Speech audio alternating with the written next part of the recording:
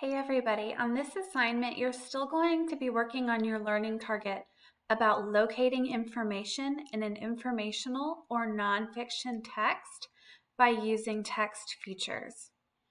Sometimes you have to answer questions about a nonfiction text that you read, and the answers to those questions won't be in paragraph form. They will be in a text feature. So today I really want you to focus on looking at the text features to find your answers. Remember, text features are things like a table of contents, heading, subheading, bold print, highlighted print, photographs, captions, diagrams, maps, charts and graphs, timelines, glossaries, and index. You're going to watch this short review video that's going to give you more information about how to use the nonfiction text features to find answers to questions that you have to answer about things that you read.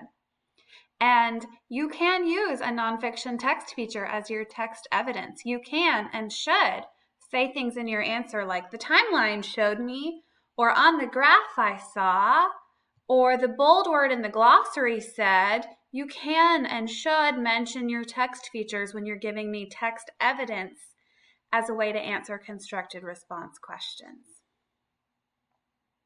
It says my tool expired, so I'm just going to refresh if that happens and it'll get gray again.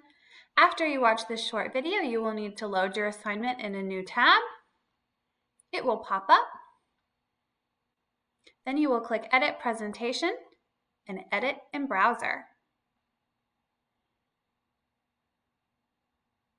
It's loading. Here it is.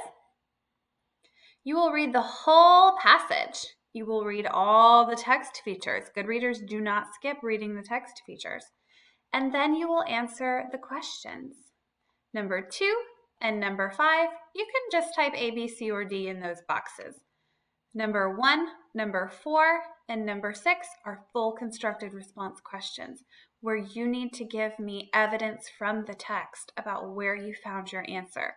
And if possible, you need to tell me which text feature you used to find your answer. You can use these boxes over here to highlight text features that show where you found your answer. I know you can't use the regular highlighting tool or change the colors like you usually use up here for text features. And that's why these boxes are over here on the side, so you can still prove to me where you found your answers if it's a text feature or something that you can't highlight like this. So I should see red, orange, yellow, green, blue, and purple markings all over this page.